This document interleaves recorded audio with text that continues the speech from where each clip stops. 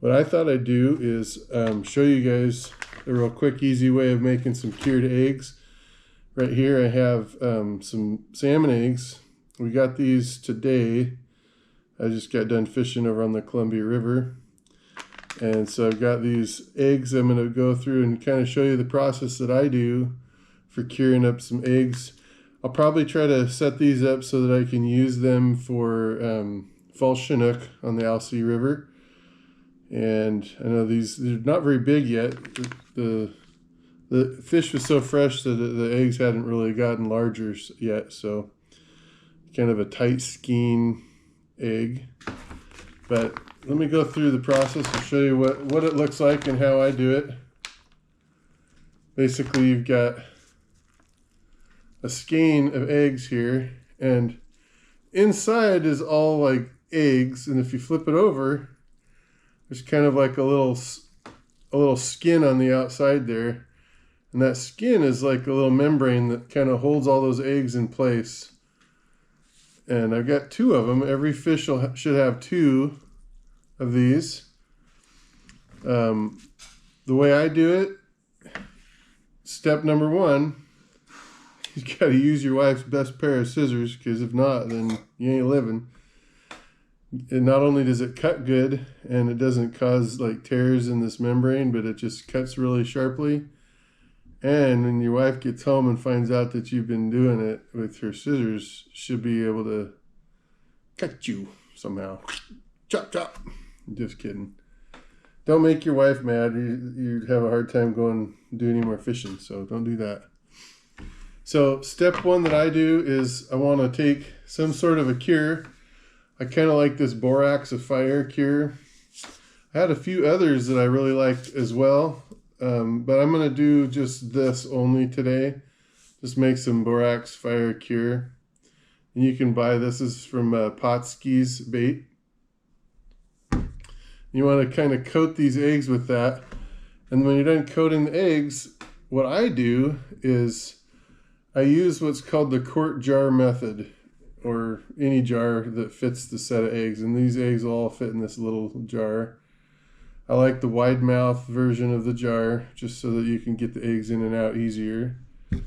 So I'm going to coat these eggs both sides. I'm actually going to butterfly the eggs so that they're flat and they're open more. So let me see if I can do that real quick here with this scissors.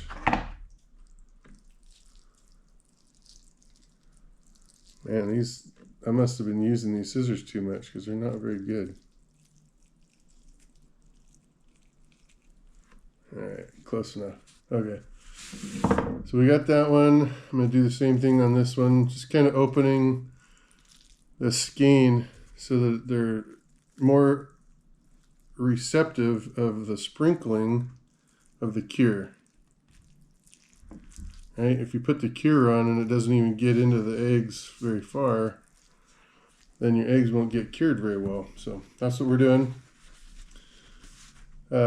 Step two, we're going to sprinkle. Man, I'm going to get my fingers. So, you know what? I'm going to go put some gloves on.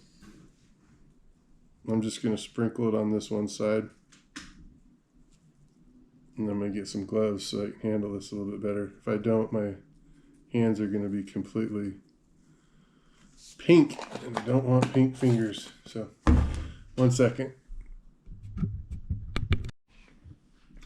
Okay, so typically I only need one glove when I'm doing this because I'll use one hand to handle the clean stuff and then this dirty glove side for the cured stuff. So I'm going to flip these over. Next, we're going to do the other side. Of course, I shouldn't have put the lid on there quite yet. And what we want to do is just get a fair amount, not a ton, but just enough to coat it a little bit. And do both sides. Yeah, that's probably good. It doesn't have to be a lot. Here's why. Because when I put this all into the jar, it's going to actually juice these eggs out really well. And all those eggs are gonna soak all this stuff up. It's gonna be super yummy, super good. You're gonna love it.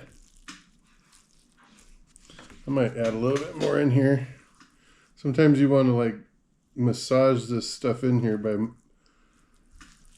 if you can kind of see when I do this with my fingers, it opens up to where there's spots that haven't gotten the cure. So you want to get this pretty well cured up. Sometimes what I'll do too is I'll cut it into sections so I don't need the whole thing. So I might just take this and cut it down here like that. And we're going to put them in this jar. And just like that.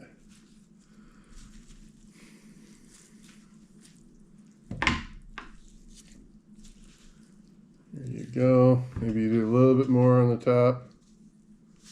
Don't need that, but I'm doing it in case I want to get some extra cure on there. You go tight, and then I like to shake them a little bit. It kind of encourages these eggs to start juicing a little. The eggs that are slightly broken and busted are already going to be cut.